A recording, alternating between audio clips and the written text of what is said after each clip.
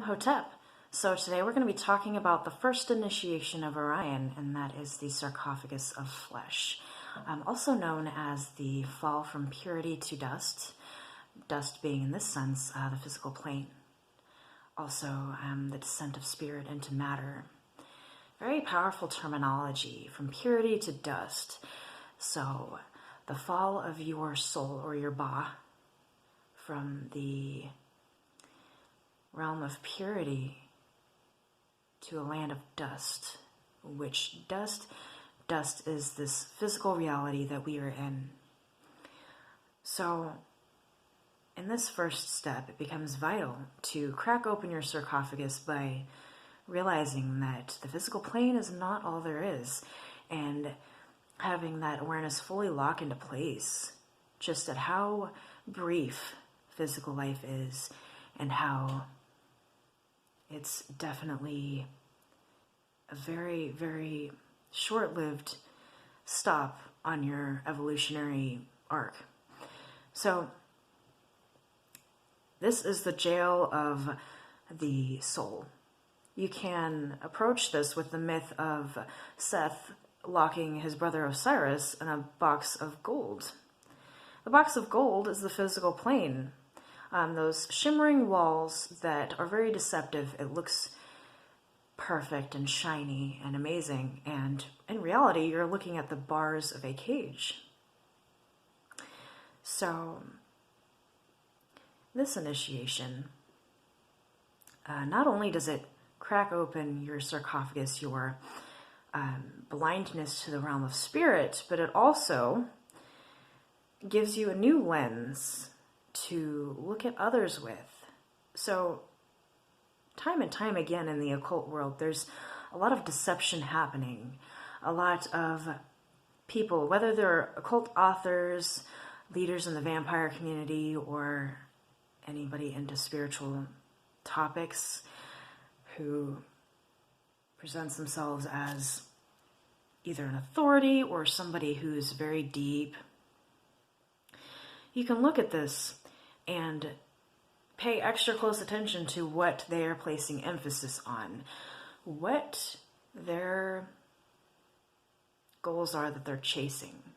So if they are very obsessed with physical wealth and appearance and recognition, you can safely say, well, these people aren't a good authority or source on first of all, any form of vampiric knowledge, but also anything to do with the occult and energy manipulation, because they're still staring at the walls of their own sarcophagus. They have not cracked open that awareness into the higher planes, so necessary for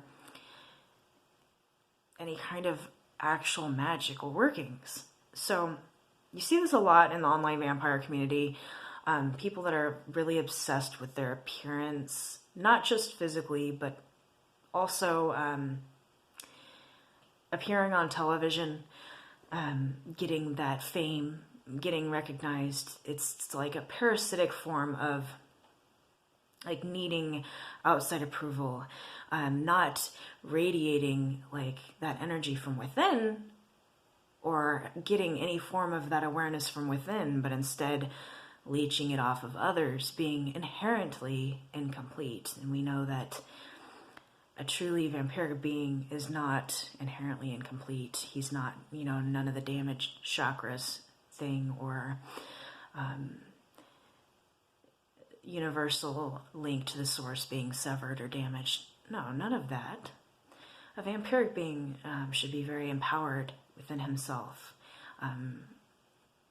So these people chasing wealth, fame, and appearance, thinking also that, wearing fangs or how their face looks, or, looking like a vampire physically will help them. This stage of initiation helps you see that the physical body is such an unimportant thing in the grand scheme of things in your evolutionary arc, that you start cultivating your own internal vibration and your own spirit, rather than chasing empty, vapid goals centered in the physical, or centered in how much approval you can gain from this or that person or celebrity. You get the drift. So this initiation can be applied across anything that is a valid occult tradition. One of the secret elements behind these initiations, I believe, is the cracking open of your own sarcophagus. Now, he gives you a little clue here. He tells you what tarot card the Sarcophagus of Flesh centers around, or the initiation of this. And that is the Tower. So this is pretty interesting. You have the higher spiritual fire or realm of spirit coming down in a very, very intense flash of energy and striking your own personal tower, your very established structure formed of your own dogma, your own beliefs, a lot of the things that you picked up in this life that were, dictated to you by others, all that stuff. And that has to painfully shatter in order to bring you into this initiation. And people know this is not a pleasant card if you're dealing with its energy in your life. It's definitely not a fun time. But you absolutely need to go through this in order to get higher, in order to approach the next rung on the evolutionary ladder. I really like that detail about the Tower being synonymous with this first initiation, because when you're dealing with a Setian energy or anything to do with that current or that path, it's a very, very powerful energy. And it's like the bolt of lightning. Sometimes it can just come in very rapidly, and this flash of power sort of break you in a not so nice kind of way. And this has destroyed many people before, has made others go crazy, and others, lose their personalities. It's interesting stuff.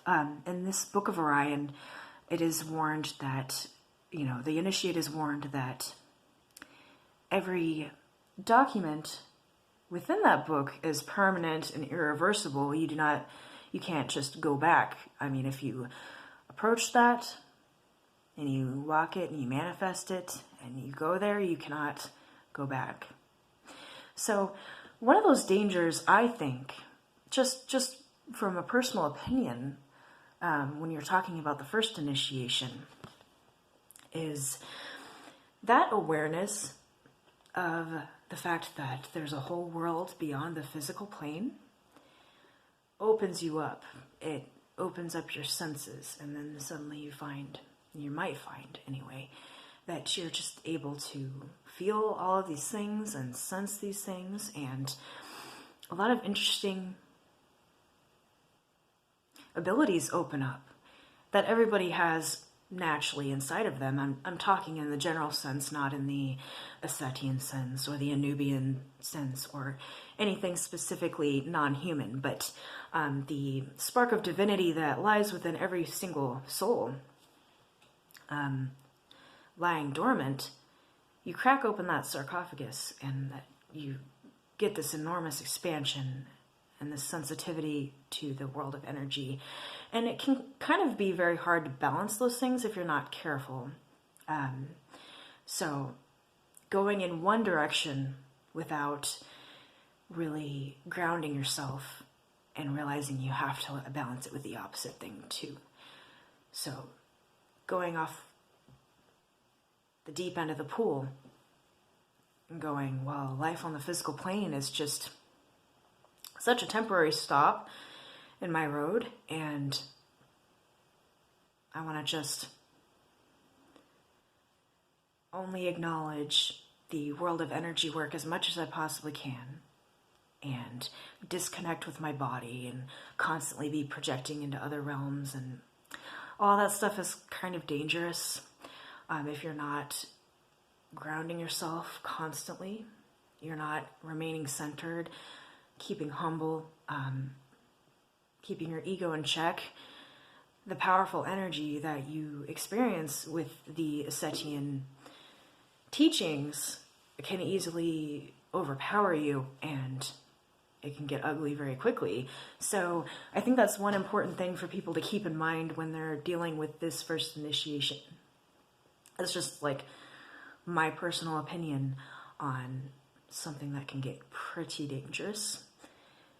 Keep humble, keep grounded, and keep in mind that the Sarcophagus of Flesh and the teaching behind that doesn't say that life on the physical plane is irrelevant. Excuse me. It doesn't say that just because the Kabbalah approaches Earth as an inferior element of lesser power than the other three, just because of that does not mean to disregard your life in the physical, does not mean to disrespect your life or the life of other people by not giving it credit. So, enjoying your life, approaching it as a way to manifest your true will on this plane in a way that you cannot do elsewhere. Approaching it as, you should still definitely eat the food that you enjoy, dress the way that you like, enjoy everything that this physical life has to offer, and treasure it, and try not to go too far in the opposite direction as, thinking everything physical is evil and not important, and, you should just wear robes and go off in a mountain and not even live. And that's not to discount the real traditions of like the monks that do that, that's a whole different subject, but here we're dealing with, when you're talking about this initiation and starting to realize how small the physical plane is in the grand scheme of things, grounding that with your awareness of how beautiful physical life can be and why you're here. So I really like that lesson. Very important to keep in mind. And that's all I have today. Thank you.